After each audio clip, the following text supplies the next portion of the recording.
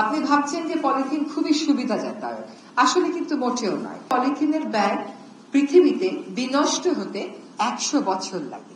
$5 শুনলেই তার কেউ ব্যাগ কিনতে চায় না। সমুদ্রে যত মাছ থাকবে তার চাইতে বেশি থাকবে মাইক্রোপ্লাস্টিক। বাংলাদেশে পলিথিনের বিকল্প কি, এটা কোনো তর্ক বিতর্কের ব্যাপার না, এটা আমাদের আছে প্রথাগতভাবে।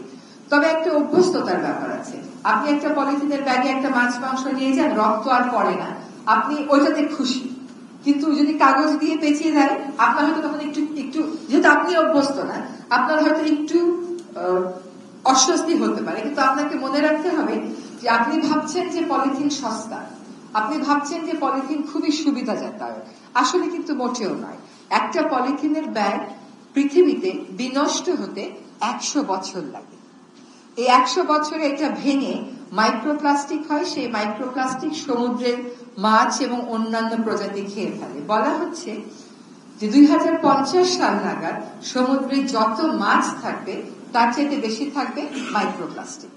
আমাদের মাছে, আমাদের লবণে, পৃথিবীর বাতাসে, আমাদের রক্তে, আমাদের মগজে এখন মাইক্রোপ্লাস্টিক ঢুকে গেছে।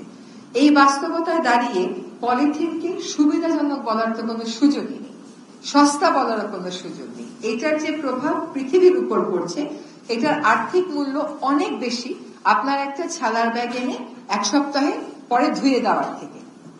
ফলে আমাদেরকে কনজাম্পশনের দিকেও চিন্তা করতে হবে। আমরা সেজন্য 2002 সালে সেই নিষেধাজ্ঞাটাকে বাস্তবায়নে কাজ শুরু করেছি।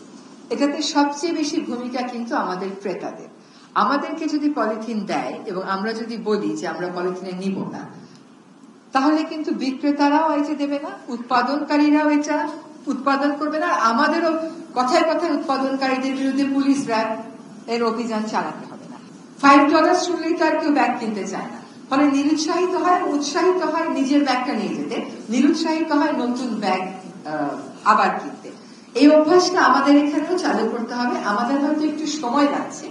আপনি বেশি দূর যাবেন না, চেন্নাইতে যাবেন, বেশি দূর যাবেন না, ব্যাংককে যাবেন, সেখানে দেখবেন এখন আর প্লাস্টিকের স্ট্র নেই বললেই চলে, ওরা কাগজে চলে গেছে। এখন আর প্লাস্টিকের কলম কমে যাচ্ছে, ওরা এখন একটা পাতা দিয়ে কলম বানাচ্ছে।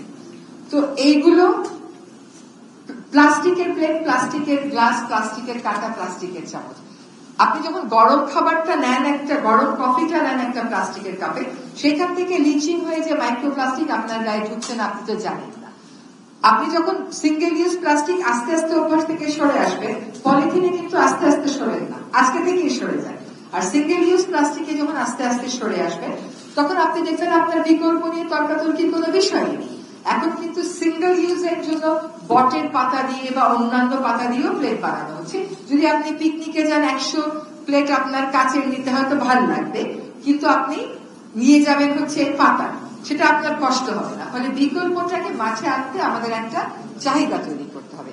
একবার ব্যবহার্য প্লাস্টিক আমরা আমাদের নিজের জীবনচারণ থেকে বর্জন করি, পৃথিবীটাকে আমরা নিজেদের জন্য নিরাপদ করি, আপনাদের পরবর্তী প্রজন্মের জন্য নিরাপদ করি। আমি মনে করি যে ঢাকা বিশ্ববিদ্যালয় যে উদ্যোগটা গ্রহণ করেছে, অন্যান্য অনেক বিশ্ববিদ্যালয় নিশ্চয়ই এরকম ক্লাব আছে, তাদেরও অনেকে করছে। যেমন আমার সাথে কথা হয়েছে প্রাইভেট কিছু বিশ্ববিদ্যালয়, তারা কিন্তু তাদের বিশ্ববিদ্যালয় ক্যাম্পাসকে সিঙ্গেল ইউজ প্লাস্টিক মুক্ত করার একটা প্রচেষ্টার দিকে যাচ্ছে। সহজ না, আপনি চানাচুর খাবেন, আপনি ললি আইসক্রিম খাবেন, ওগুলো তো প্লাস্টিকের মোড়ক। সেখানে উৎপাদনকারীর একটা দায়িত্ব আছে, সে মোড়কগুলো কালেক্ট করে নিয়ে সেগুলো আবার রিসাইকেল করবে। তো সেদিকে আমরা হাঁটবো। কিন্তু এই কথাগুলো আজকে আপনাদের একটু যদি উপলব্ধি